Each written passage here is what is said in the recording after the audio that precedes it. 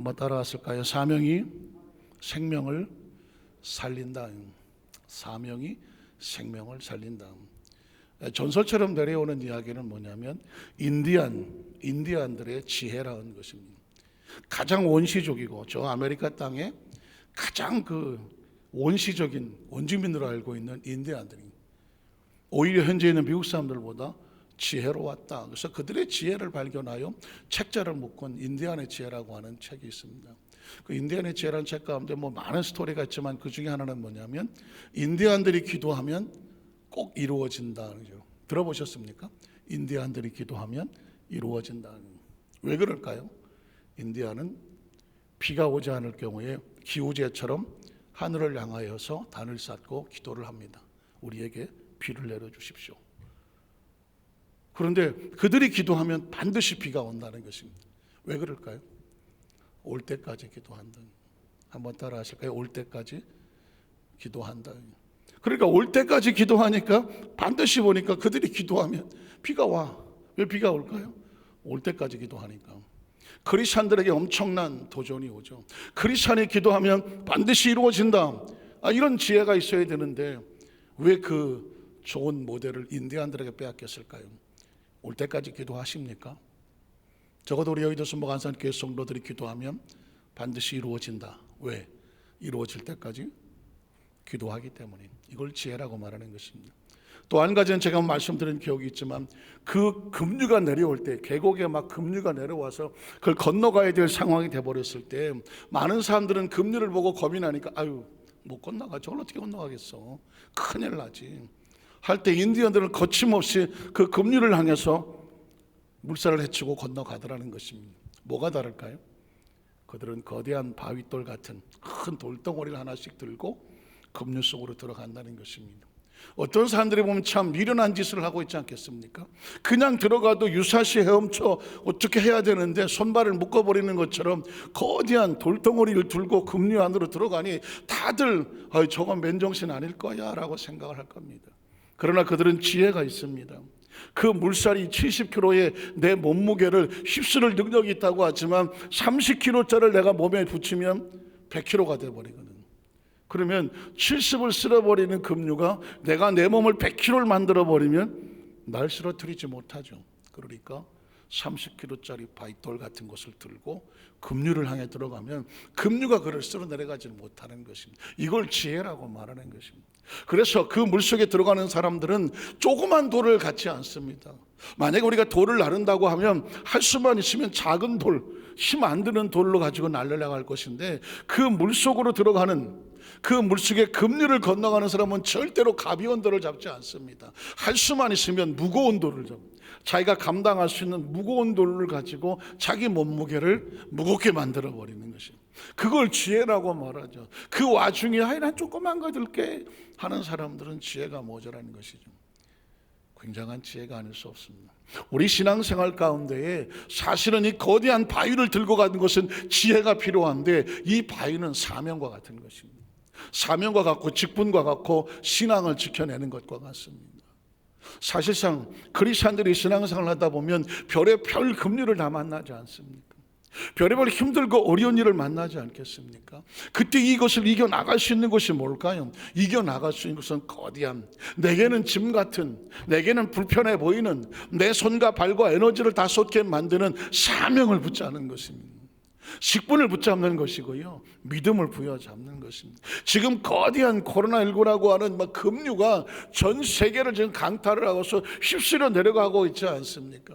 언론과 신문이고 인터넷이고 TV고 라디오고 맨 코로나고요. 2021년 새해 벽두에 각 나라의 정상들이 새해 신년 메시지를 하는데 전부 다 코로나입니다.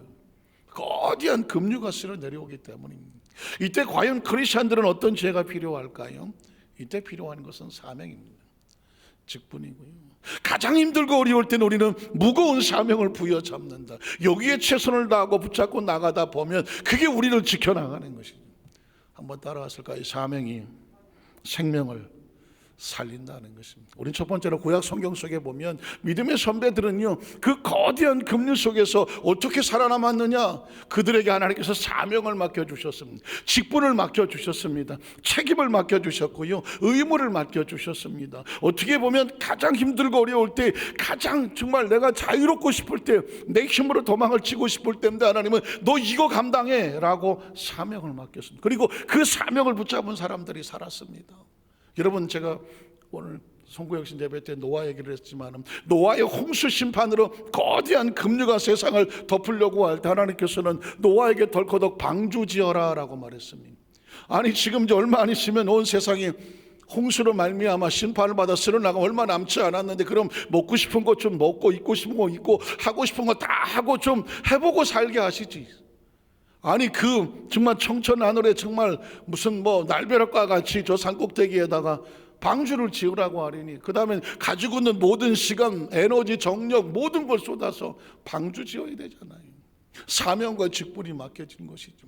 그가 방주를 질 때 많은 사람들은 손가락질을 하고 미쳤다고 말하고 조롱했었습니다. 심지어 그의 아내와 자녀들도 아버지 왜 저래, 당신 왜 이러냐고 말했습니다. 사명이란 때로 그렇습니다. 돌덩이를 들고 급류를 들어가는 인간을 보면서 저 미친놈들 저 죽으려고 한장했네 하는 소리와 같은 것입니다. 그 속에 있는 지혜를 알아보지 못하면, 그 속에 담겨져 있는 숨어있는 하나님의 시크릿 비밀을 알지 못하면 사람들은 손가락질을 합니다. 노아가 방주를 칠 때 많은 사람들은 미친놈이라고 말했을 것입니다. 그러나 세월이 지나서 홍수가 터졌을 때 그들은 비로소 깨달았습니다. 방주가 노아를 살리는 것입니다. 사명과 직분이란 그런 것입니다. 그 메시지는 진 나라라스 안에서 발견됐다고 하는 그 노아의 방주는 지금도 우리에게 외치고 있는 것입니다. 당신들은 무슨 방주를 짓고 있는가요? 얼마나 큰 방주를 짓고 있으며 사명과 직분을 가지고 가는가? 세월이 지난 다음에 깨닫게 될 것이다. 그 방주가 당신을 살렸다는 것입니다. 기억해 보십시오. 오늘 우리의 삶을 뒤돌아보면 우리가 여기까지 달려오면서 무수히 많은 휘청거림이 있었고, 넘어짐이 있었고, 쓰러짐이 있었습니다. 그럼에도 불구하고 일어섰던 이유가 뭔지 아십니까? 하나님께 우리에게 맡겨졌던 크고 작은 방주들을 붙잡고 달려오다가 보니까, 그 사명과 직분에서 기도하다 보니까, 그 문제 가지고 하나님 앞에 엎드리다가 보니까, 싫든 좋든 간에 사명에 붙잡혀서 내 시간과 정력과 내 가진 에너지를 쏟아서 하나님 앞에 무릎 꿇었던 것들이 지나고 보니까 나를 여기까지 인도해 주신 것 아니겠습니까? 여러분, 하나님께서 맡겨진 사명은 그런 것입니다. 하나님은 사명으로 살리는 것이죠.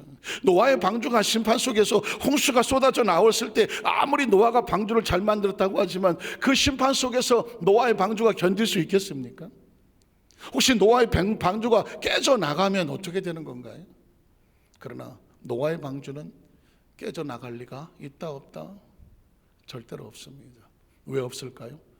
방주가 깨지면 하나님의 꿈이 깨지는 것입니다.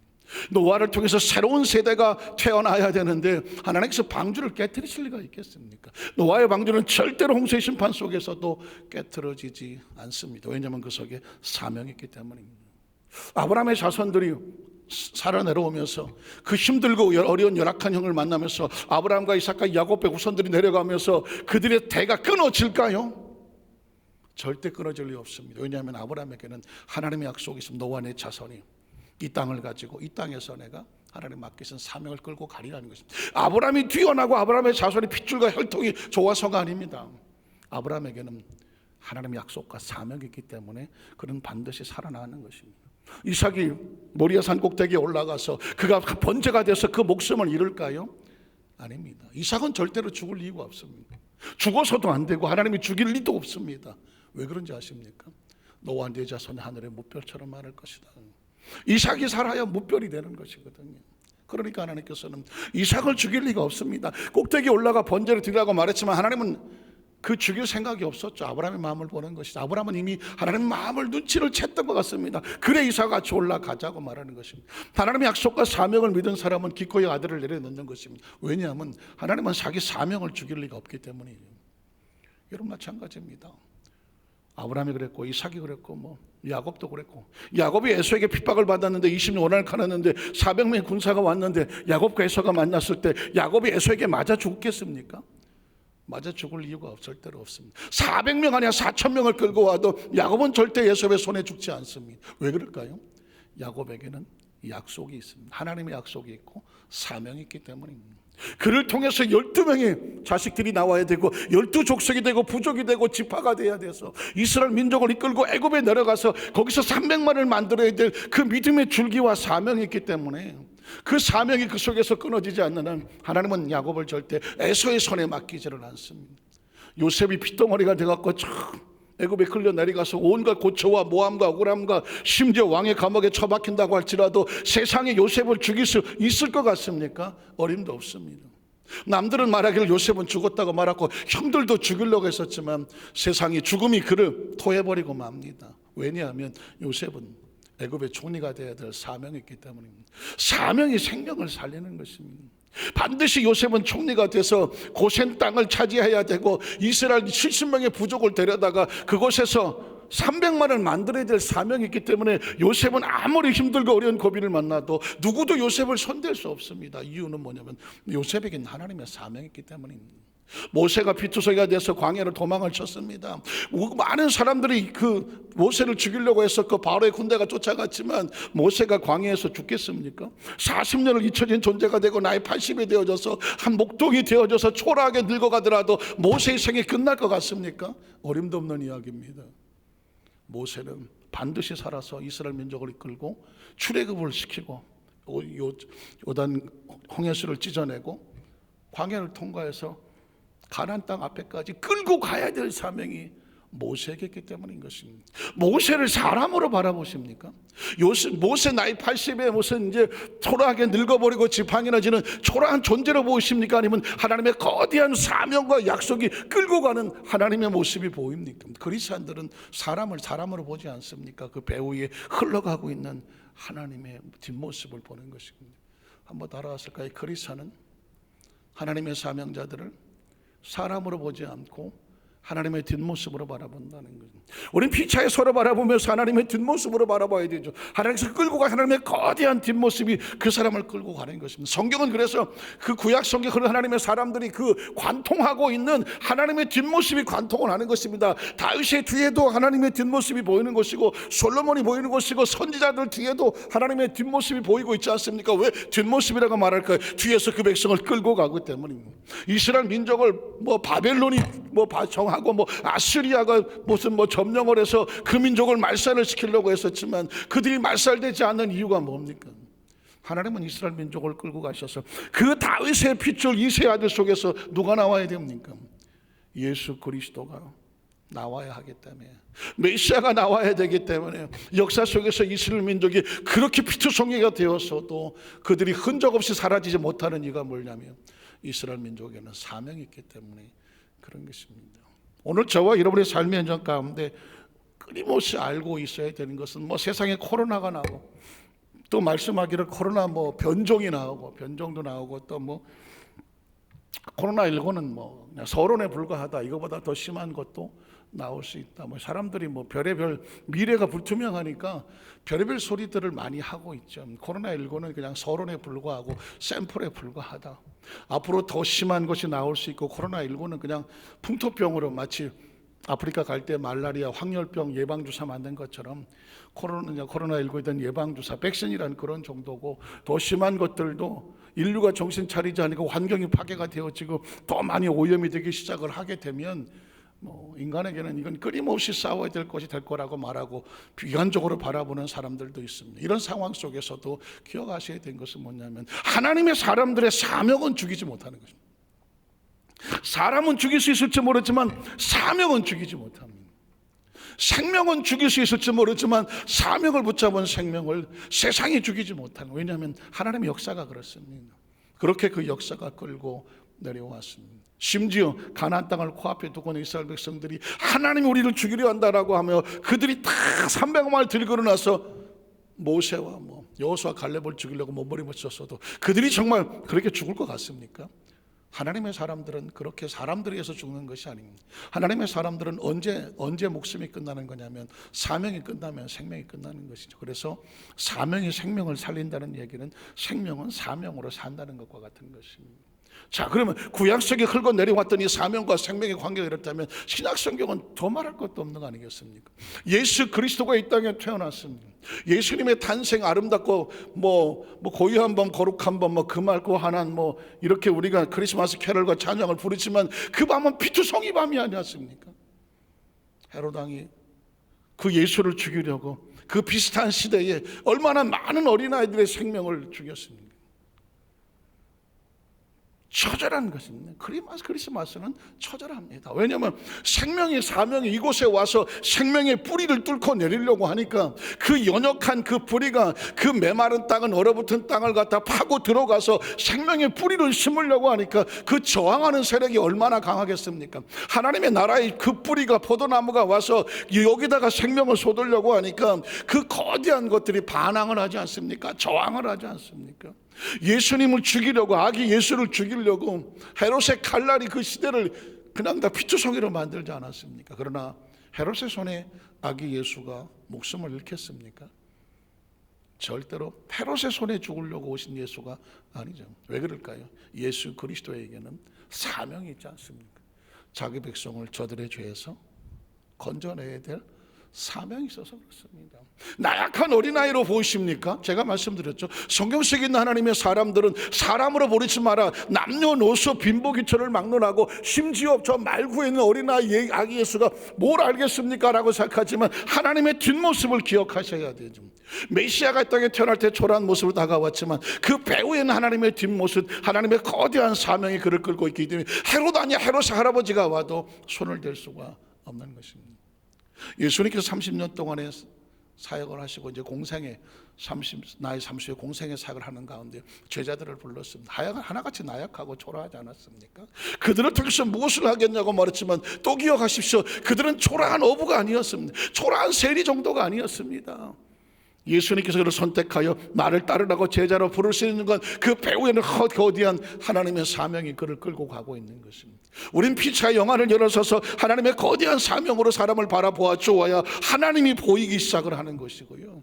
우리 뒤에 거대한 그림자가 우리를 끌고 가고 있는데 그 그림자는 바로 하나님의 그림자라고 하는 거예요. 적어도 영적인 프라이드를 크리스천들이 가지고 있어야 이 세상을 살아갈 때에 그 거대한 그림자의 뒷모습을 느껴가면서 사망의 음침한 골짜기를 지나갈지라도 해를 두려워하지 않을 것은 뭐냐면 나를 감싸고 있는 거대한 그림자 주께서 나와 함께 하십니다. 이미 수천 년 전에 믿음의 선배 다윗이 그런 고백을 하지 않았겠습니까? 내가 해받을 것을 두려워하지 않는다. 어떻게 합니까? 주께서 나와 함께 하십니다. 왜? 내가 하나님의 사명자니까. 그 거대한 사망의 골짜기가 다윗이라고 하는 육신은 죽일지 모르지만 그 사명을 죽일 수 없다고 한다면 생명은 사명이 살리는 것 아니겠습니까? 예수 그리스도의 제자가 그랬고 예수님께 사역을 한 동안에 유대인들이 수도 없이 요한복음 강의하며 듣지 않았습니까? 예수를 죽이려고 모의하더라, 죽이려고 모의하더라, 죽이려고 모의하더라.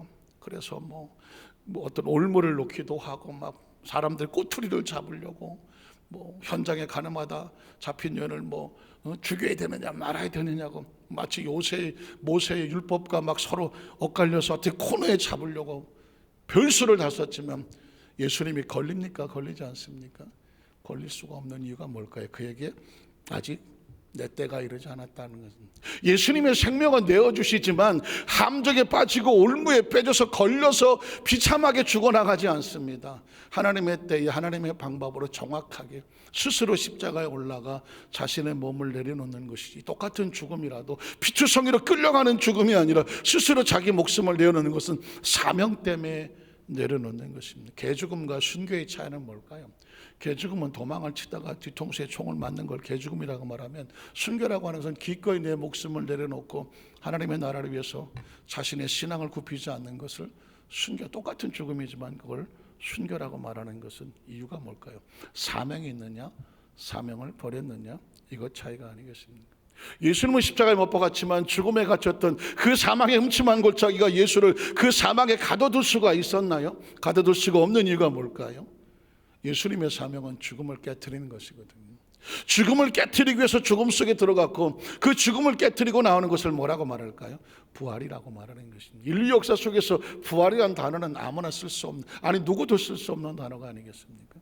그러나 부활이 필요한 것을 심지어 보여주시는 이유가 뭐냐면 그 일을 통해서 예수를 통해서 사망이 정복이 되어졌다. 그가 사망의 권세를 깨뜨렸으니 사명의 그 권세를 깨뜨린 그 사명을 다 이루었다라고 말했기 때문에 이제 우리가 죽음을 두려워하지 아니하고 죽음 넘어 있는 또 다른 생명에 대해서 감히 꿈을 꿀 수 있는 이유는 뭐냐면 그의 약속의 말씀을 우리가 믿기 때문인 것입니다. 그리고 그분은 예수님께서는 승천하시며 제자들에게 사명을 맡기지 않았습니까?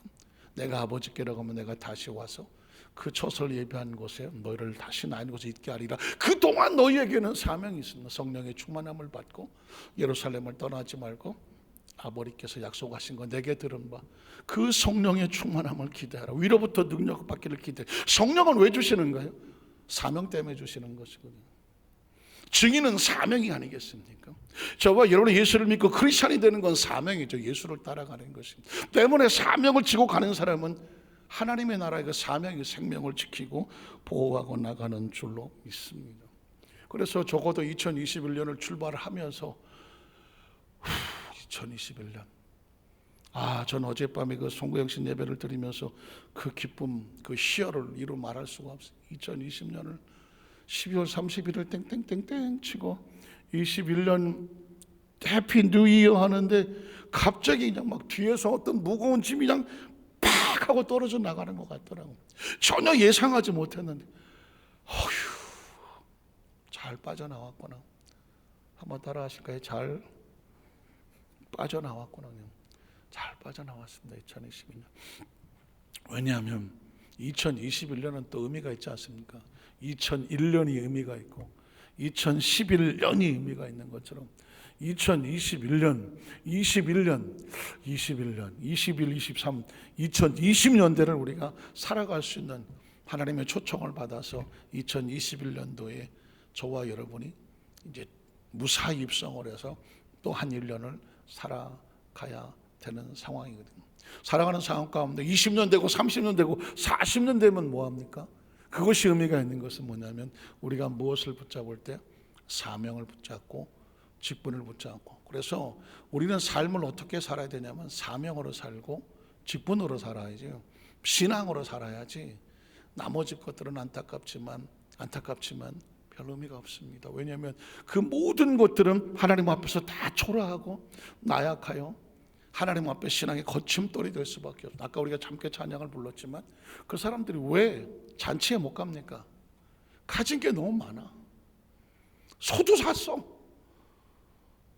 밭도 샀어, 논도 샀어, 과수원도 사고 장가도 갔네. 할 게 너무 많아.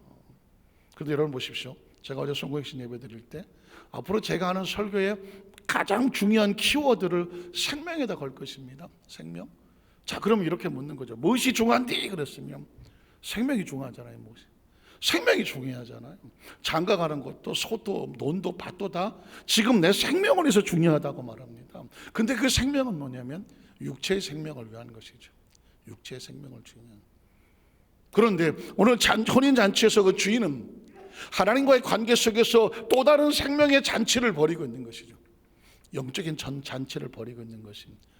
그러니까 사람들이 거기는 나중에 가도 되지, 나 지금 당장 내가 먹고 살기 이게 중요하지 라고 말할 때 생각합니다. 영혼의 생명을 잃어버리면 육체의 생명은 무슨 의미가 있느냐라고 하는 것입니다. 그래서 육체 영혼의 생명의 중요성을 모른다고 하면 잔치 안 와도 됐다. 오히려 육체의 생명은 나약해 보이지만 영혼의 생명의 소유성을 인식하고 받아들일 수 있는 그 사람들을 데려다가 내 잔치 자리를 채우라고 말씀하고 있는 것입니다.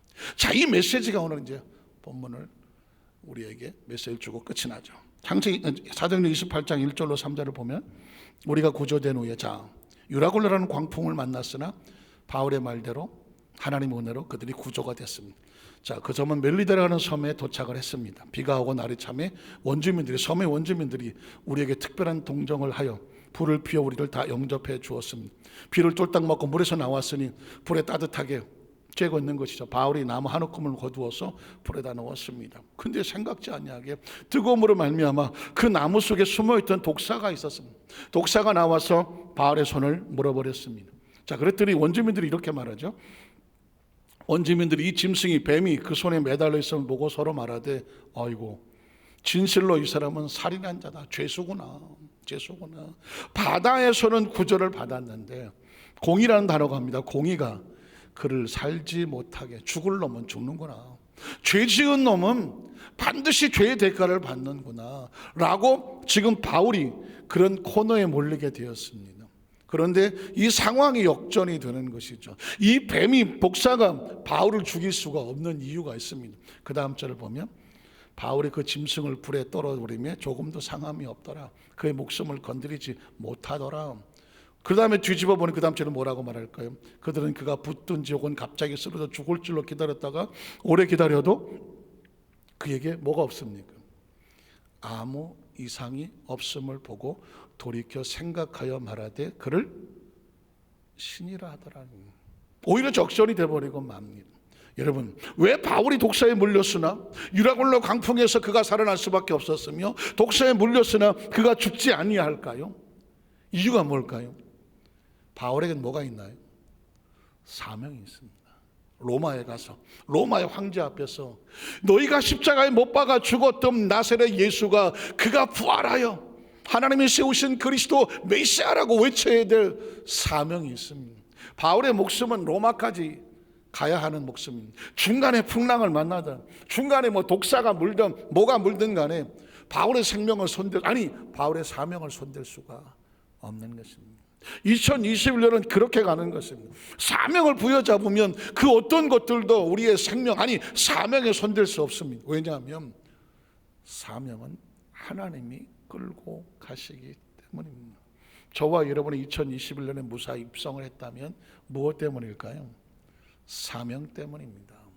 2021년, 2022년을 맞는 송구 영신 예배를 우리가 또다시 맞는다고 하면 이유가 뭘까요? 사명 때문인 줄 아시면 됩니다. 2022년에 무사히 입성을 하신다면 2022년에도 여전히 우리에게 사명이 주어졌기 때문이라고 하시면 됩니다. 우연히 재수가 좋아서 내가 능력이 있어서 생명을 살아가지 않습니다. 우리 생명은 사명에 살린다는 것을 기억하시고 안타깝지만 대면 예배를 드리면 모여서 기도도 하고 성경 공부를 따로 하기도 하고 성령 대망회도 하고 여기서 치열하게 정말 충전할 수 있는 그런 기회가 주어지지만 안타깝게도 비대면이라고 하면 스스로 살아남아야 됩니다. 스스로 살아남아야 한다면 방법은 하나밖에 없습니다. 신앙을 붙잡고 사명을 붙잡고 직분을 반드시 붙잡아내야 합니다. 그게 힘들고 어렵더라도 거대한 돌덩이 같다더라도 그것을 더 무거운 걸 부여잡고 거기에 집중하십시오.